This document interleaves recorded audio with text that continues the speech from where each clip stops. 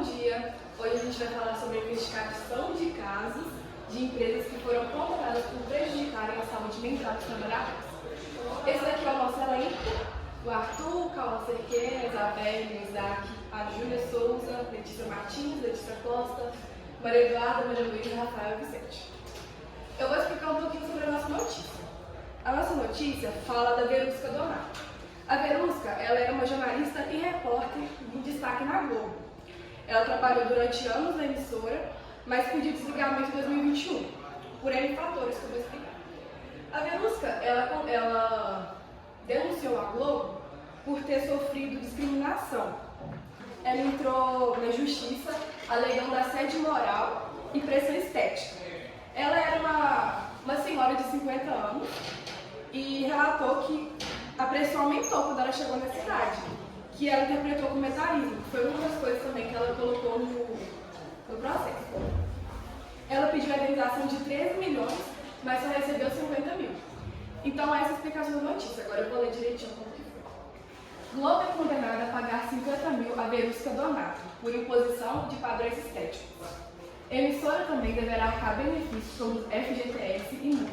Canal comenta. As informações foram confirmadas pelo Tribunal Regional do Trabalho da 2ª Região. Verusca entrou com a ação do ano passado e acusa a empresa de assédio moral e pressão para que ela se enquadrasse em rígido padrão estético. Ela pediu 13 milhões de indenização e como valor de 50 mil tem caráter pedagógico, seus advogados vão recorrer. A saída dela do canal aconteceu em 2021, após passar 2 meses afastada com diagnóstico de síndrome de burnout, esgotamento físico devido ao trabalho. Na época da ação, Verusca relatou que a pressão estética teria piorado conforme se aproximava dos 50, prática que atribuiu ao etarismo, discriminação por idade. É isso. Bom dia, então a gente vai falar das identificações dos perigos nesse ambiente. Nesse caso, nós temos alguns fatores de risco psicossociais. Primeiramente, eu vou falar da pressão estética e do etarismo. Nesse caso, a pressão estética está relacionada ao fato do ambiente do trabalho, nesse caso, ser duramente rígido com o trabalhador. E nesse caso, na forma estética, né? Por exemplo, a pessoa ela vai ter que fazer dietas rigorosas, vai ter que fazer cirurgias plásticas para se manter num valor estético muito alto. Isso é ruim para a pessoa. Além do etarismo, que está relacionado a um problema com a idade da pessoa. Nesse caso, pode ser tanto com pessoas de idade mais avançada quanto com jovens. Mas no caso que a gente pegou, é de uma pessoa mais velha. E isso é um problema, é algo que fere os direitos humanos. Depois eu vou falar do assédio moral, que nesse caso, dentro da empresa, existem diversos tipos de assédio moral. A gente tem o assédio entre trabalhadores e o assédio que a empresa causa ao trabalhador. Temos outros também. E o assédio moral, ele também é algo que atrapalha o trabalhador, porque afeta o emocional dele, afeta o pessoal, o psicológico. Isso é preocupante. Agora o Rafael vai falar. Bem, agora falando um pouco sobre a sobrecarga de trabalho. O que é a sobrecarga de trabalho, na verdade, né? São as jornadas intensas e o alto nível de estresse gerado pela empresa sobre o trabalhador. Uma grande cobrança dele, todo dia está lá produzindo cada vez mais.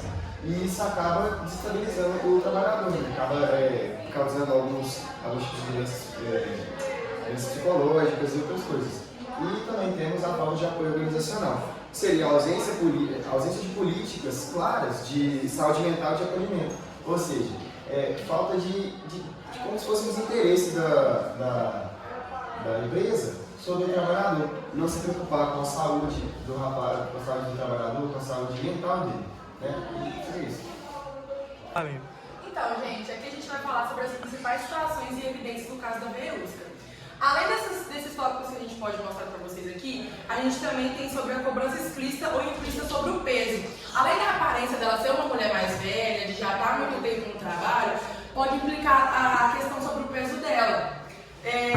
Sendo por comparações de superiores, às vezes xingamentos diretos. Então, são situações em que a gente precisa ficar sempre vigilante.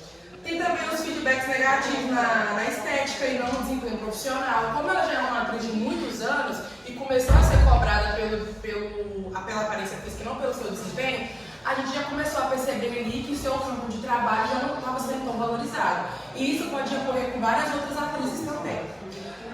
Falta de políticas claras no combate ao etarismo. O etarismo não é um assunto muito comentado como um dos preconceitos. A gente tem, né, machismo, homofobia e tudo mais, mas o etarismo é uma das coisas que também pesa muito, principalmente no ambiente de trabalho. A gente tem também a pressão para retornar rapidamente após o afastamento médico. Além da velhice ser uma mulher mais velha, ela ainda também é uma mulher, então às vezes ela pode ter afastamento médico por diversos fatores, mas que isso também pode acarretar aos homens, e isso ocorrer uma pressão maior, a exigir demais dela, por ser uma mulher mais velha, por ocorrer mais problemas de saúde, isso pode acarretar em burnout, isso pode acarretar entre outros problemas com a prova.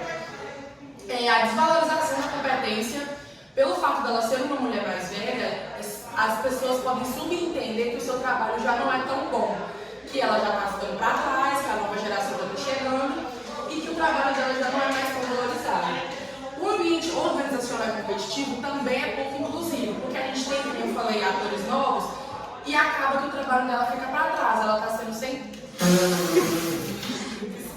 Tem a falta de flexibilidade também diante das limitações emocionais.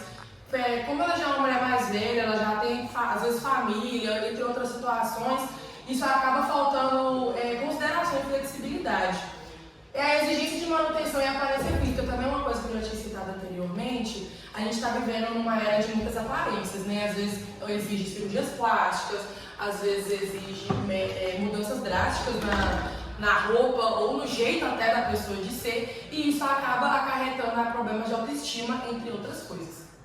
Além de todas as situações e evidências que a diabetes citou, a gente também tem ambientes de silêncio e meios de denúncia em que os próprios colegas de trabalho podem acabar enviesando a vítima e não apoiando ela em questão de denúncia, e ela acaba ficando com medo de retaliações e coisas do tipo. A gente tem a exclusão de oportunidades profissionais devido à não adequação ao padrão estético, ou seja, por ela ser uma mulher mais velha, ela já tem dificuldades por ser mulher, por ser mais velha pode acarretar em dificuldades em ela ser promovida e ter oportunidades que homens teriam. A desigualdade de tratamento entre homens e mulheres, sendo, como foi citado muitas vezes, mensagens, e-mails ou orientações internas registradas que reforçam padrões de imagem e comportamento.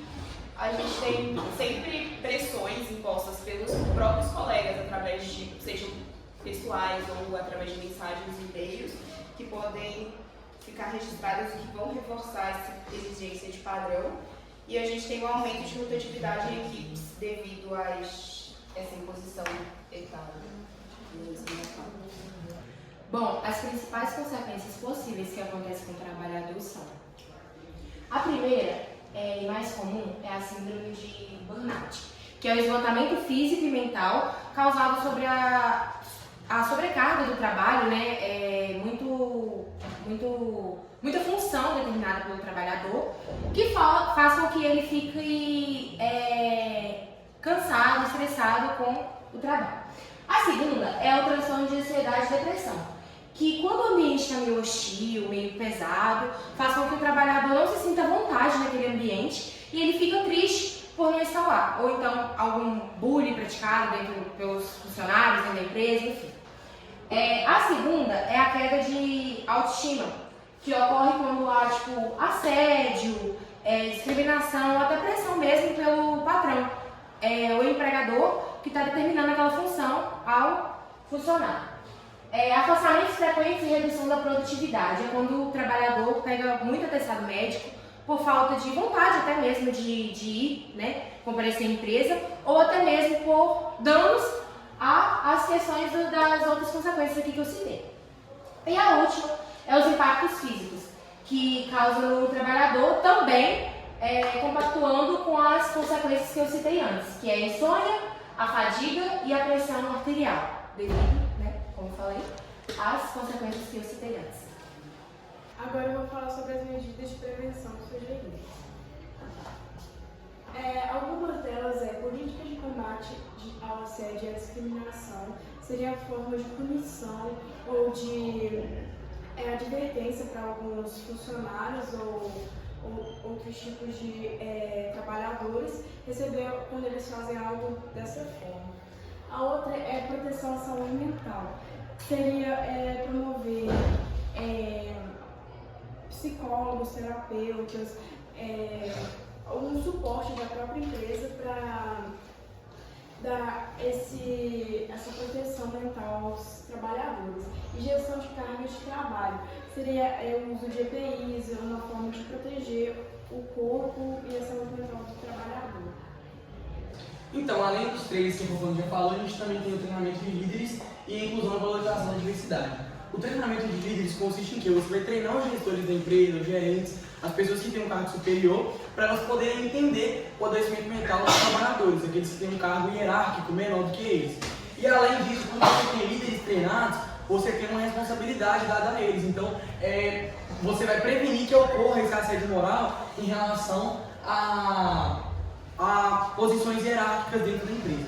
Além disso, a gente tem a inclusão e valorização da diversidade, que é basicamente implementar políticas dentro da empresa de inclusão, no nosso caso, que a gente está aprendendo sobre a Verusca, né? Inclusão etária nesse caso, que aí você inclui as pessoas também que têm maior idade, sem discriminá-las, e aí a gente combate o etarismo dentro das empresas. Eu vou falar sobre acompanhamento. O acompanhamento ele serve para monitorar, para ver se as medidas de prevenção realmente estão funcionando com diferentes áreas de trabalho, com a saúde mental e esses problemas interligados a essas coisas. A pesquisa de clima organizacional serve para ver se o ambiente de trabalho, de acordo com os trabalhadores, eles vão se sentir pressionados com os trabalhos que eles estão exercendo em certas funções. E os relatórios de saúde ocupacional o acompanhamento médico e psicológico de funcionários para identificar diferentes causas psicológicas ou outros problemas, tipo diagnóstico de burnout e ansiedade, para ver se esses problemas de saúde estão relacionados com as áreas de trabalho. Então, gente, além das pesquisas e dos relatórios, nós temos também os indicadores de desempenho. Para que serve isso? Se a gente cria um indicador de desempenho dentro da empresa, a gente consegue ver como que os colaboradores, os trabalhadores, estão se desempenhando literalmente. Então a gente pode ter dados como a abstenção deles de trabalhar, as faltas, né? Porque isso diz muito sobre a saúde mental dos trabalhadores. Se você não tem uma boa saúde mental, se a empresa não está te fazendo bem, consequentemente seu desempenho vai cair. Porque você não vai estar em uma condição boa psicologicamente, né, cognitivamente, então você não vai ter um bom desempenho dentro da empresa, não vai ter prazer de estar ali dentro. Uma outra ideia são as revisões semestrais das políticas. A gente colocou semestral porque é um período possível de se cumprir. A gente sabe que dentro da empresa tem várias demandas, você não consegue ficar olhando todo mês as políticas da empresa. Então semestral é uma ideia que vai ficar um período ok e não vai ficar nem tão longe nem tão curto, né, por prazo. E para que essas revisões da política da empresa? Para a gente ver, juntar os gestores da empresa, o setor da administração, do RH da empresa e olhar, será que nossas políticas estão realmente funcionando? Nossas políticas de combate ao assédio moral dentro da empresa, ao assédio sexual, será que está tudo dando certo? Como é que está? E reavaliar formas de como, se isso não estiver funcionando, né, analisar formas de como fazer isso funcionar de fato.